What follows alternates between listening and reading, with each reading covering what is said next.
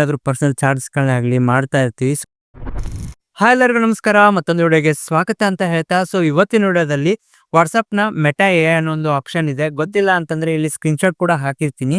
So meta A ಅನ್ನೋದು ನಮ್ಮ personal ಚಾರ್ಟ್ಸ್ಗಳಾಗಲಿ, ನಾವು ಯಾರಿಗಾದ್ರೂ ಸೆಂಡ್ ಮಾಡೋ ಫೋಟೋಸು ವಿಡಿಯೋಸ್ಗಳನ್ನೆಲ್ಲ ಕಲೆಕ್ಟ್ ಮಾಡಿಕೊಂಡು ಇದು ಎ ಐ ಪರ್ಪಸ್ಗೋಸ್ಕರ ಯೂಸ್ ಮಾಡ್ಕೊಳ್ತಾ ಇದೆ.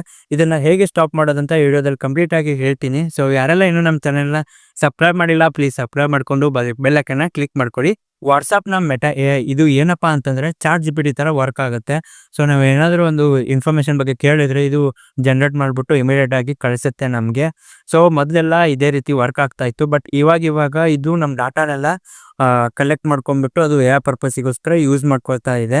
ನಾವು ಯಾರಿಗಾದ್ರೂ ಫೋಟೋಸ್ ಆಗಲಿ, ವಿಡಿಯೋಸ್ಗಳನ್ನಾಗಲಿ, ಏನಾದರೂ ಪರ್ಸನಲ್ ಚಾರ್ಟ್ಸ್ಗಳನ್ನಾಗಲಿ ಮಾಡ್ತಾ ಇರ್ತೀವಿ. ಸೊ ಅದನ್ನೆಲ್ಲ ಕಲೆಕ್ಟ್ ಮಾಡ್ಕೊಂಡ್ಬಿಟ್ಟು ಇದು ಎ ಐ ಪರ್ಪಸ್ಸಿಗೋಸ್ಕರ ಯೂಸ್ ಮಾಡ್ಕೊಳ್ತಾ ಇದೆ. ಸೊ ಇದನ್ನು ಹೇಗೆ ಸ್ಟಾಪ್ ಮಾಡೋದಂತಂದರೆ ಇಲ್ಲಿ ಡಿಸ್ಕ್ರಿಪ್ಷನ್ ಕೆಳಗಡೆ ಈ ಪ್ರಾಂಪ್ಟ್ನ ಹಾಕಿದ್ದೀನಿ. ಸೊ ಅದನ್ನು ಕಾಪಿ ಮಾಡ್ಕೊಳ್ಳಿ. ಹಾಗೆ ಇಲ್ಲಿ ಸ್ಕ್ರೀನ್ ರೆಕಾರ್ಡ್ ಕೂಡ ಹಾಕಿರ್ತೀನಿ, ಸೇಮ್ ಅದೇ ರೀತಿ ಮಾಡ್ಕೊಳ್ಳಿ.